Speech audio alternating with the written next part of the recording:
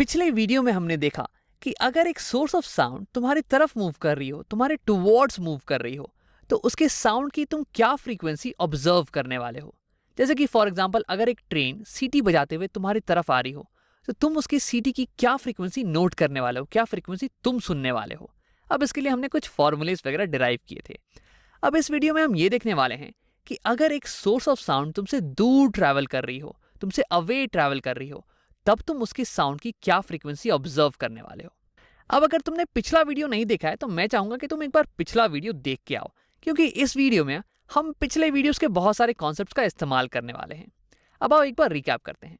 तो पिछली बार हमने एक सोर्स ऑफ साउंड लिया था जो कि राइट साइड में ट्रैवल कर रहा था वी वेलोसिटी के साथ, और ये ट्रैवल करते के साथ साथ साउंड वेव्स भी जनरेट कर रहा था कुछ टीएस पीरियड के साथ। इसका मतलब कि हर टीएस सेकंड पे ये एक नई वेव को जनरेट करेगा।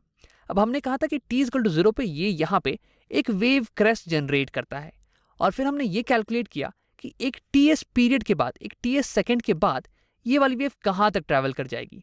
तो ये कुछ यहाँ तक ट्रैवल कर चुकी होगी, इतनी दूरी इसने कवर कर ली होगी इस वेव ने, यहाँ इस सेंटर पॉइंट से जहाँ से ये ओरिजिनेट हुई।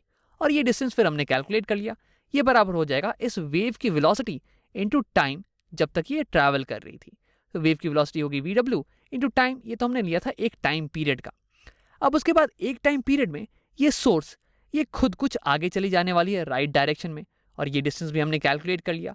ये कुछ आया था speed of source into time, और टाइम था एक टाइम पीरियड के बराबर वीएस इनटू टीएस। अब देखो, एक टाइम पीरियड पहले इस सोर्स ने एक वेव क्रेस्ट जनरेट किया था। अब एक टाइम पीरियड बाद इसे फिर से एक वेव क्रेस्ट जनरेट करना होगा। तो यानी कि जब ये सोर्स यहाँ पे पहुंची तो ये जस्ट एक क्रेस्ट को जनरेट करने वाली होगी। तो यानी कि ये सोर्स ये अभी अभी एक क्रेस्ट को जनरेट करने वाला होगा, जस्ट यहाँ पे एक वेव की क्रेस्ट निकली होगी। अब तुम्हें ये कैलकुलेट करना है कि अगर एक सोर्स तुमसे दूर जा रहा हो तो उसकी फ्रीक्वेंसी ऑब्जर्व्ड क्या होने वाली है, उसकी टाइम पीरियड तुम क्या मेजर करने वाले हो। अब ये सोर्स जा रहा है इस डायरेक्शन में, यानी कि तुम कहीं पीछे बैठे होगे, तभी तो ये सोर्स तुमसे दूर जा रहा होगा। तो मान लेते कि तुम यहाँ पे बैठे हुए हो जहाँ पे पहली वेव पहुंची है अभी अभी। हाँ, और ये सोर्स तुमसे दूर जा रहा है और तुम्हें कैलकुलेट करना है टाइम पीरियड ऑब्जर्व्ड। अब देखो, अगर तुम ये कैलकुलेट कर लेते हो कि इस सेकेंड वाली वेव को कितना समय लग रहा है तुम तक पहुंचने में। पहली वाली वेव तो तुम तक पहुंच चुकी है, अभी अभी जस्ट पहुंची है। अब कितने समय बाद ये सेकेंड वाली वेव तुम तक पहुंचती है, तो ये हो जाने वाली है time period observed by the observer. अब इसकी मदद से तुम फ्रीक्वेंसी भी कैलकुलेट कर सकते हो। तो आओ कैलकुलेट करते हैं सबसे पहले टाइम पीरियड। अब देखो, पहली वेव यहाँ है, दूसरी वेव यहाँ है, तो दूसरी वेव को कुछ इतनी दूरी चल के जाना पड़ेगा तुम तक, और तुम्हें वेव की वेलोसिटी ये तो पता है। तो यानी कि अगर मैं डिस्टेंस निकाल लूँ और डिस्टेंस को डिवाइड कर दूँ वेलोसिटी से, तो मेरे पास आ जाने वाला है टाइम, जितना लगेगा इस वेव को यहाँ से यहाँ पहुँचने में। तो आओ कैलकुलेट करते हैं कि इन दोनों के बीच में डिस्टेंस कितनी है। तो ये बराबर हो जाने वाली है इस डिस्टेंस के प्लस इस डिस्टेंस के। अब देखो, ये डिस्टेंस ये तो रेडियस हो गया ना इस सर्कल का, और इसकी वैल्यू हमने पहले कैलकुलेट कर रखी है।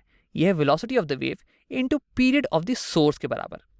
तो आओ लिखते हैं, ये टोटल डिस्टेंस ये बराबर हो गई ये वाली डिस्टेंस प्लस ये वाली डिस्टेंस, और ये डिस्टेंस है velocity of the wave into period of the source, plus अब ये वाली डिस्टेंस ये है velocity of the source plus period of the source के।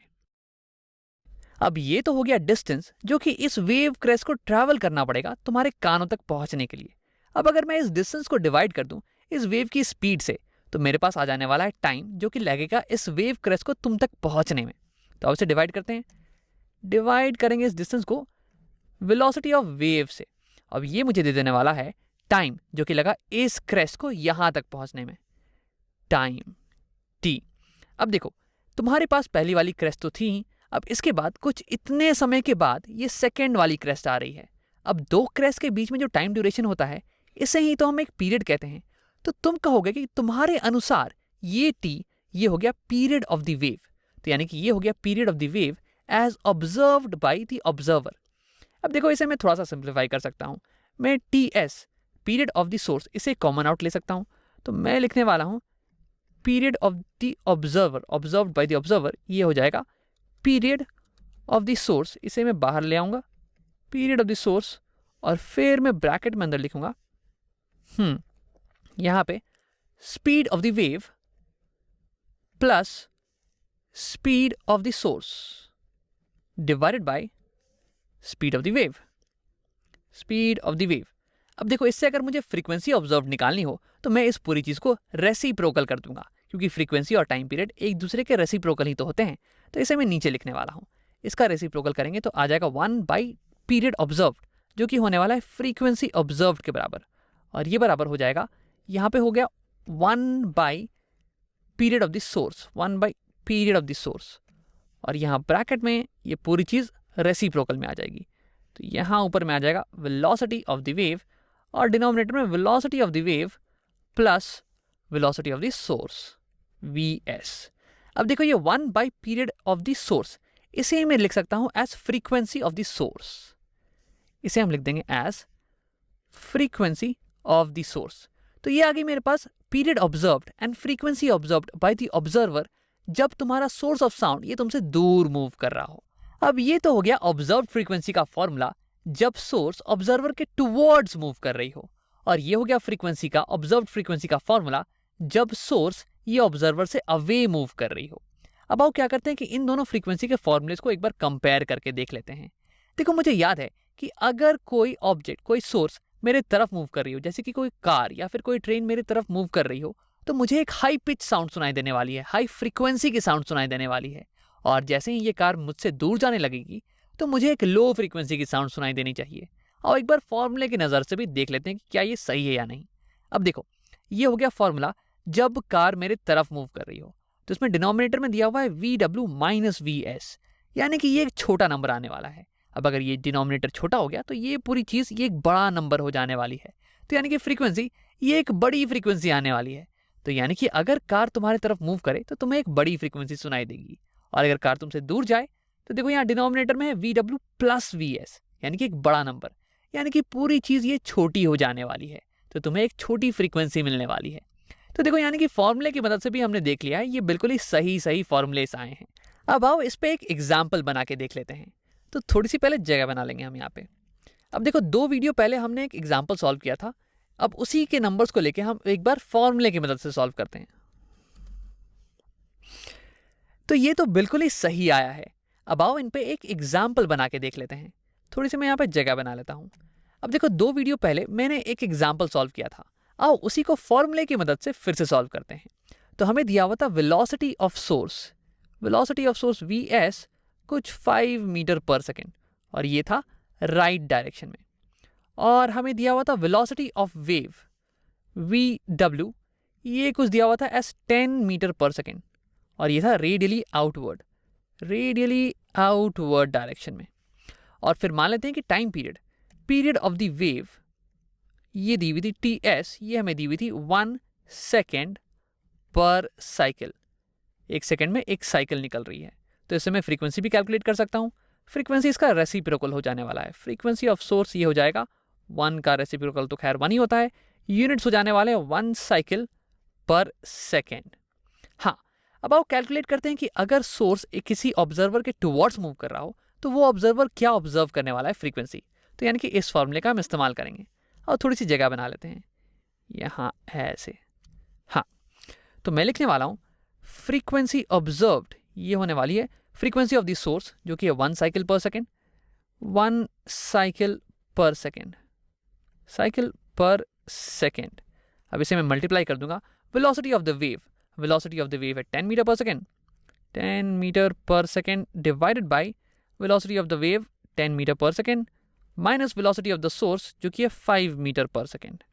हाँ, तो यहाँ पे 10 माइनस 5 ये हो जाने वाला है 5 मीटर पर सेकेंड, और यूनिट्स मीटर पर सेकेंड ऊपर नीचे कैंसिल आउट हो जाएंगे, ऐसे ऐसे ऐसे।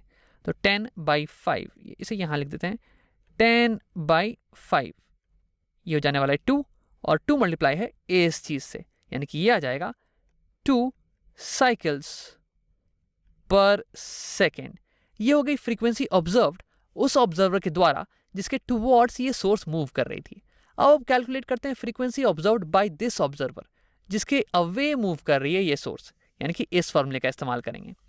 तो मैं लिखने वाला हूँ फ्रीक्वेंसी ऑब्जर्व्ड, ये बराबर हो गया Fs फ्रीक्वेंसी ऑफ सोर्स, जो कि दिया हुआ है 1 साइकिल पर सेकेंड, 1 साइकिल पर second into velocity of wave, ये दी हुई है 10 metre per second, 10 divided by 10 plus velocity of source, ये है 5। अब देखो यहाँ पे मीटर पर सेकंड ये तो कैंसिल आउट हो रहा है ना, तो इसे मैंने लिखा ही नहीं, तो ये हो जाएगा 10 बाई 10 प्लस 5 यानी कि 15, और ये हो जाने वाला है बराबर 10 बाई 15, ये होगा 2/3 इंटू 1 जो कि है 2/3 के बराबर ही होगा, इंटू साइकिल पर सेकेंड, ये हो गई यूनिट। तो ये हो जाने वाली है ऑब्जर्व्ड फ्रीक्वेंसी इस केस में। जब सोर्स यहाँ ऑब्जर्वर से दूर जा रहा होगा तो ऑब्जर्व फ्रीक्वेंसी आएगी 2/3 साइकिल्स पर सेकेंड, और बिल्कुल यही वैल्यू आई थी हमारे पास उस वीडियो में भी। तुम्हें यकीन नहीं आ रहा है तो तुम एक बार उस वीडियो को जाके चेक कर लो। तो यानी कि हमारे पास बिल्कुल ही करेक्ट फॉर्मुलेस आ गए हैं। अगर सोर्स ऑब्जर्वर के टुवर्ड्स मूव करे तो ऑब्जर्व फ्रीक्वेंसी के लिए तुम इस फॉर्मूले का इस्तेमाल करना, और अगर सोर्स ऑब्जर्वर से अवे मूव करे तो ऑब्जर्व फ्रीक्वेंसी के लिए तुम इस फॉर्मूले का इस्तेमाल करना।